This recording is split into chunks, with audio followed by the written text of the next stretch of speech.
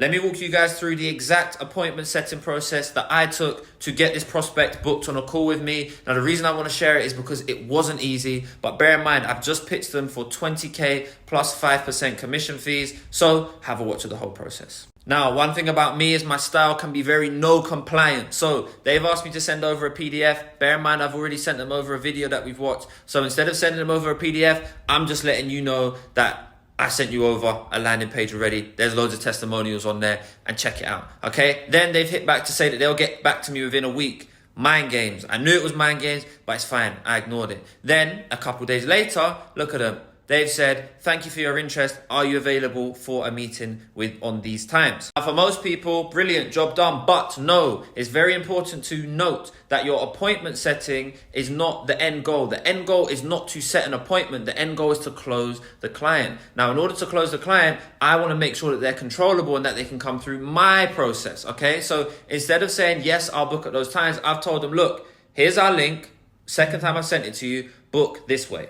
But here's where the fun starts. So they ended up missing the first meeting. I always hate that. That's never a good thing. But here's where it gets interesting. So they've said, the schedule is super tight today. Could you please make a meeting in 15 minutes? Now, bear in mind, they've just missed the first meeting. Now, I am not having that. There's not a chance that I'm going to rush my pitch and I'm going to pitch within 15 minutes just because you said so. Bear in mind, they missed the first meeting, so they're already showing signs of being a little bit all over the place. I need to get control back. So I've said, absolutely not.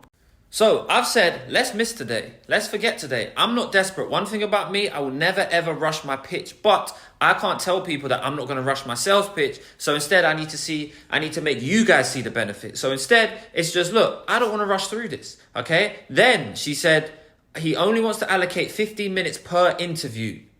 Already that's not working well with me. Bad man can't get interviewed. Okay. That's the first thing. Now move it to another day doesn't fix the issue. I'm not having that.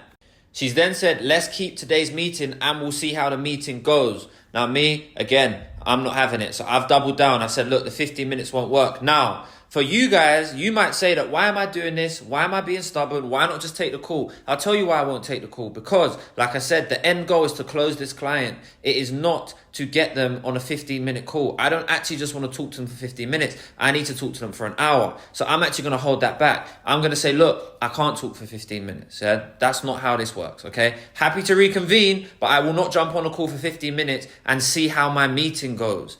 But the guy that I'm speaking to is not a god to me. Yes, I want him to buy my services, but he needs my services also. He's not a god to me. So I say, let's reconvene again. Here we go. They all come back around. Look, I've basically done let's just forget about this. She said, he does want to speak to you, so please keep the appointment. He might like your presentation. Again, I'm not happy with that. We're talking about this guy like he's a god. He's not a god to me. He needs my services. Let us not forget this. So he said, I'm glad to hear. Only problem is we don't do 15 minutes. She said, no problem. Already blocked the time off. Okay, full hour's okay. Now we got him for the full hour. Well, not an hour. I was arguing for this whole hour thing. The call was actually only meant to be 45 minutes. But we got him on for 45 minutes and we got him on under our conditions. Now, because of that, I'm now able to take him through my sales process properly. If I would have pandered to them, we wouldn't be closer to closing the deal. I now know that I'm very close to closing this deal just because I took them through this process.